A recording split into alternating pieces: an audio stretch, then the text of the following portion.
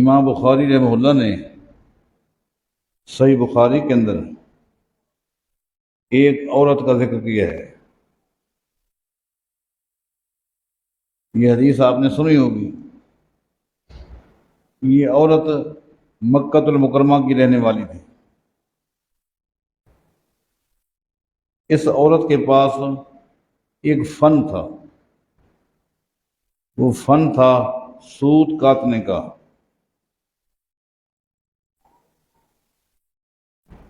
نوجوان ہو سکتا ہے سوت کاٹنے کو نہ سمجھیں، لیکن پہلے عورتیں گھر میں سوت کاتا کرتی تھیں چرخے کے اوپر.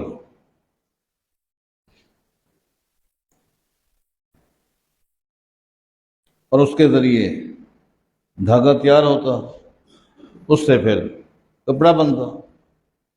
آج تو پھر لومیں آ گئی، یہ ہو گیا، ترقی ہو گئی. بھائی شاپ جیسے دوستوں سے پوچھیں، فاروق بھائی بیٹھے ہیں، پہلے عورتیں گھروں میں سوت کاٹتی تھیں اور یہ ایک فن تھا، کیونکہ ذرے کے برابر لاپرواہی ہو گئی، کہیں سے دھاگا باریک کہیں سے موٹا، دھاگا ایک جیسا ہو. یہ ایک فن تھا، ایک ترتیب کے ساتھ دھاگا چلتا تھا. تو اس عورت کے پاس یہ فن تھا. صبح کو وہ بیٹھتی، قضاء حاجت کے لیے، کھانے پینے کے لیے اٹھتی، ورنہ صبح سے لے کر شام تک وہ سوت کاٹتی تھی. شام تک صحیح بخاری میں آتا ہے، شام تک اس نے جتنا سوت کاتا ہوتا تھا نا، اس سب کو وہ توڑ پھوڑ دیتی، سب کو خود برباد کر دیتی. پورے دن کی جو اس کی محنت ہوتی اس پر وہ خود پانی پھیر دیتی. اس عورت کا نام تھا خرقہ. صحیح بخاری میں آتا ہے خرقہ، اس عورت کا نام تھا. سارا دن محنت کرتی، صبح سے لے کر شام تک. اس محنت سے دھاگا جب تیار ہو جاتا سب کو توڑ پھوڑ دیتی، پھر اگلے دن پھر شروع ہو جاتی. ایسا کیوں کرتی؟ اس لیے اس کا دماغی توازن صحیح نہیں تھا. جوانی میں اس نے یہ فن سیکھ لیا تھا، وہ فن اس کے دماغ میں رہا. جو اس نے بچپن میں سوت کاٹنے کا فن سیکھا تھا، وہ فن اس کے دماغ میں رہا. وہ دماغ سے نہیں نکلا، لیکن دماغی توازن ختم تھا. کیونکہ یہ فن اس کے دماغ میں تھا، صبح سے لے کر شام تک وہ سوت کاٹتی تھی. کیونکہ دماغی توازن صحیح نہیں تھا، وہ توڑ پھوڑ دیتی. اسی عورت کی طرف اشارہ کرتے ہوئے اللہ تعالیٰ نے قرآن کریم میں فرمایا ہے. اسی عورت کی طرف اشارہ کرتے ہوئے اللہ تعالیٰ نے قرآن کریم میں فرمایا ہے وَلَا تَكُونُوا كَالَّتِي نَقَضَتْ غَزْلَهَا مِن بَعْدِ قُوَّةٍ أَنْكَاثًا. اللہ تعالیٰ اپنے بندوں سے فرما رہا ہے کہ تم اس عورت کی طرح نہ ہونا. خیال کرنا، تم اس عورت کی طرح نہیں ہونا جو سارا دن سوت کاٹنے کے بعد اپنی محنت پہ خود پانی پھیر دے. تم نے ایسا نہیں ہونا. وہ تو اس لیے کرتی تھی کہ وہ پاگل تھی، اس کا دماغی توازن صحیح نہیں تھا. تم تو پاگل نہیں ہو، تمہارا دماغی توازن تو صحیح ہے نا، تم نے ایسا نہیں کرنا. کیا مطلب؟ کہ ایک تم محنت کرو اور خود اس پہ پانی پھیر دو. محنت کرو، اذان ہو، اذان کو سن کر اپنی دکان کو بند کرو، اپنے آفس کو بند کرو، اپنے گھر سے باہر آؤ، آدھا گھنٹہ نکال کر نماز پڑھو. یہ تمہاری محنت ہے. خیال کرنا، اپنی اس کمائی کے اوپر خود پانی نہیں پھیرنا. صبح کو تم سحری کر لو، روزہ رکھو، پورا دن روزے میں رہو، نہ کھانا نہ پینا.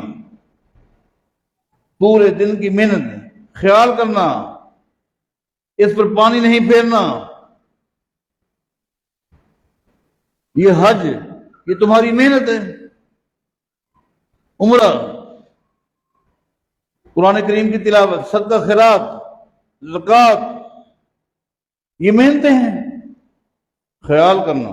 وَلَا تَكُونُوا كَالَّتِي نَقَضَتْ غَزْلَهَا، تم اس عورت کی طرح نہیں ہونا. اپنی کمائی پر پانی خود نہیں پھیرنا، بے وقوف نہ بننا.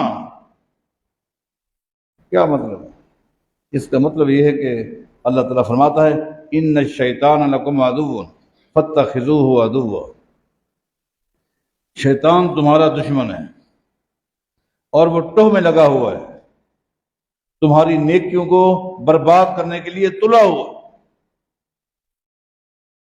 تمہیں یہ نہیں کہتا نماز نہ پڑھ، تمہیں یہ نہیں کہتا روزہ نہ رکھ، نہیں، تم سے تمہاری زبان کے ذریعے، تمہارے کاموں کے ذریعے، تمہاری ان محنتوں پر پانی پھیر دیتا ہے. جس کی وضاحت نبی علیہ السلام نے یوں فرمائی من لم یدع قول الزور والعمل به. لوگوں، دو چیزیں ہیں، جو شخص ان دو چیزوں کو نہیں چھوڑ سکتا اس شخص کو کوئی نیکی نہیں کرنی چاہیے. تم اگر یہ دو کام نہیں چھوڑ سکتے تو کوئی نیکی نہ کیا کرو، نہ نماز، نہ روزہ، نہ حج، نہ زکوٰۃ. اگر یہ دو کام تم نہیں چھوڑ سکتے تو کوئی نیکی نہ کرو، کوئی فائدہ نہیں. خاص طور پر نبی علیہ السلام نے رمضان کے روزے کا نام لیا. اس کو کوئی ضرورت نہیں ہے بھوکا رہنے کی، پیاسا رہنے کی. دو چیزیں کیا ہیں؟ ایک قول زور، ایک عمل زور. یہ دو چیزیں، ایک ہے قول زور اور ایک ہے عمل زور. من لم یدع قول الزور والعمل فلیس للہ حاجہ. ان دو چیزوں کو چھوڑنا ہوگا، ایک ہے قول زور، ایک ہے عمل زور. یہ قول زور کیا ہے، عمل زور کیا ہے؟ جن کو چھوڑو گے تو فائدہ ہے، ورنہ کوئی. قول زور ہر وہ زبان سے نکلا ہوا جملہ جو قرآن و حدیث کے خلاف ہے. بس زبان سے نکلنے والی ہر وہ بات، ہر وہ لفظ جو شریعت کے خلاف ہے، چاہے وہ جھوٹ کی شکل میں ہو، چاہے وہ غیبت کی شکل میں ہو، لعن طعن کی شکل میں ہو، ہر وہ جملہ جو شریعت کے خلاف ہے وہ قول زور ہے. وہ کیا ہے؟ قول زور. اور عمل زور کیا ہے؟ ہر وہ کام جو شریعت کے خلاف ہے. ہر وہ کام، ہر وہ کام، چاہے وہ حرام کھانا ہے، رشوت لینا ہے، سودی کام کرنا ہے، ہر وہ کام جو شریعت کے خلاف ہے وہ عمل زور ہے. نبی علیہ السلام فرماتے ہیں خاص طور پر روزوں کے حوالے سے من لم یدع قول الزور والعمل به، جو شخص قول زور کو اور عمل زور کو نہیں چھوڑ سکتا اس کو کوئی ضرورت نہیں ہے دن بھر بھوکا رہنے کی اور پیاسا رہنے کی. وہ خام کا بھوکا مر رہا ہے، خام کا پیاسا ہے، فائدہ کچھ بھی نہیں ہے. اب ہم میں سے ہر ایک نے اپنے ضمیر میں، اپنے گریبان میں جھانکنا ہے. آپ میری طرف توجہ نہ کریں، میں آپ کی طرف توجہ نہیں کرتا. آپ میرے معاملات کی طرف نہ جائیں، میں اپنے معاملات کی. لیکن ہم میں سے ہر شخص اپنے زمین میں خود جھانکے، آیا میں نے قول زور اور عمل زور کو چھوڑ رکھا ہے کہ نہیں؟ کیا فائدہ ہوگا؟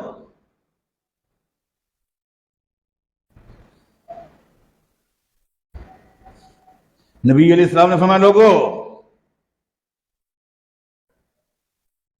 حسد، بغض، یہ ایک عام بیماری ہے. یہ ایک عام بیماری. حسد، کسی کی ترقی کو، کسی کے اچھے کھانے کو، کسی کے اچھے گھر کو برداشت نہ کرنا. حسد، بغض، یہ تو ایک عام بیماری ہے. لیکن نبی علیہ السلام فرماتے لوگوں، یہ حسد جس کو تم حسد بولتے ہو یا بغض بولتے ہو، شریعت کی اصطلاح میں اس کا نام کیا ہے پتہ ہے؟ نبی علیہ السلام نے فرمایا کہ یہ کیا ہے؟ فرمایا کہ ہی الحالکہ، لوگو تم اپنی زبان میں جس کو حسد بولتے ہو، جس کو بغض بولتے ہو، خام خام بھائی کو بھائی سے، دوست کو دوست سے، ہمسائے کو ہمسائے سے، بغض، نفرت، حسد، کینہ، فرمایا کہ اس کو شریعت میں کیا بولتے ہیں؟ فرمایا کہ ہی الحالکہ، اس کو شریعت میں استرا بولتے ہیں۔ استرا جانتے ہو؟ فرمایا کہ ہی الحالکہ، یہ استرا ہے۔ آگے نبی علیہ السلام فرماتے ہیں ولا اقول تہلکو الراس، یہ وہ استرا نہیں ہے جس سے تم حجامت بناتے ہو، سر کے بال مڑ دیتے ہیں، نہیں، یہ وہ استرا ہے جو انسان کی تمام عبادات کو برباد کر دیتا ہے۔ بتاؤ کیا فائدہ؟ کیا فائدہ؟ یہ قول زور ہے، عمل زور ہے، جن کی مثالیں دے رہا ہوں۔